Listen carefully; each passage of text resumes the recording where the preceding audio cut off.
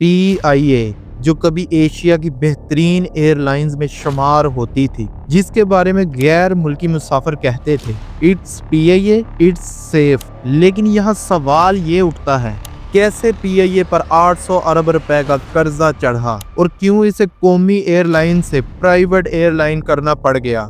आरिफ हबीब, जिसने PIA के 75% shares खरीदे, कौन है ये शख्स? आने वाले वक्त में वर्कर और PIA का मुस्तकबिल क्या होगा? ये कहानी है PIA के अरूज से ज़वाल तक की।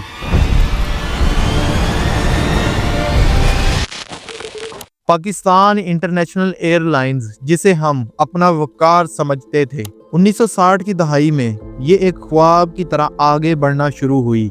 ये एशिया की पहली जेट एयरलाइंस थी और लंदन, न्यूयॉर्क, पेरिस जैसे रूट्स पर राज करती।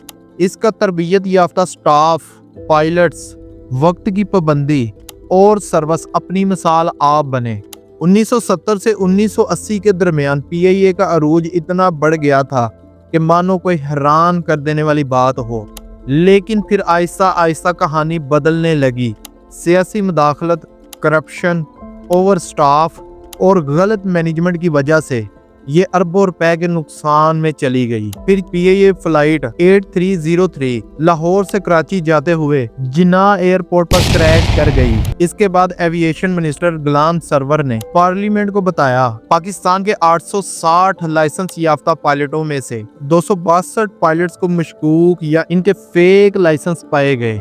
इस बयानिए के बाद PIA पर यूरोपियन यूनियन और बरतानिया ने पाबंदी आयद कर दी। 4 सालों तक यूरोपीय फ्लाइट्स बंद रही, जिससे अरबों का नुकसान हुआ। फ्लाइट कैंसिलेशंस, तखीर और सर्विस के मसाइल आम होने लगे। इस बात का सबसे ज्यादा फायदा दूसरी एयरलाइंस ने उठाया। अब इस वक्त PIA के पास 33 तैयारे मौजूद हैं, जिनमें सिर्फ 18 ऑपरेशनल हैं। अमला तैयारों के मुकाबले में बहुत ज्यादा है, तकरीबन 400 के करीब फी तैयारा मुलाजमीन हैं, जो कि दुनिया की एयरलाइंस के मुकाबले में बहुत ज्यादा है। अब आते हैं ताज़ा तरीन खबरों पर। पाकिस्तान की कई हुकूमतों ने PIA को कई बार प्राइवेट करने की कोशिश की, मगर मुलाजमीन का एहतजाज, कर्जे, कानूनी मसाइल, सियासी दबाव की वजह से कोई हतमी सौदा ना हो सका। लेकिन दिसंबर 2025 में हुकूमत ने PIA को प्राइवेट कर दिया। 75% शेयर आरिफ हबीब ग्रुप ने 135 अरब रुपए में खरीदे।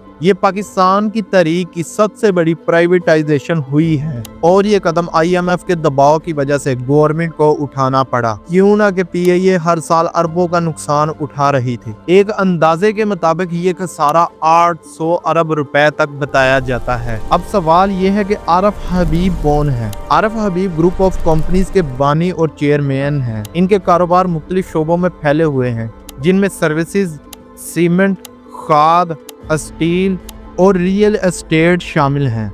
और अब आरिफ हबीब एक एयरलाइंस के मालिक भी बन गए हैं, जो कि PIA को अप्रैल 2026 में कंट्रोल करेंगे। दोस्तों, प्राइवेटाइजेशन के फायदे तो बहुत हैं। नई सरमायाकारी, बेहतर मैनेजमेंट और नौकरियां भी महफूज रहेंगी, लेकिन इसके अलावा बहुत से चैलेंजेस भी आरिफ हबीब को आने वाले हैं। आप क्या सोचते हैं, क्या PIA दोबारा अपनी पुरानी शान हासिल कर सकेगी या हालात और बुरे होंगे? अपनी राय कमेंट में जरूर बताएं। मिलते हैं अगली वीडियो में। अल्लाह हाफिज।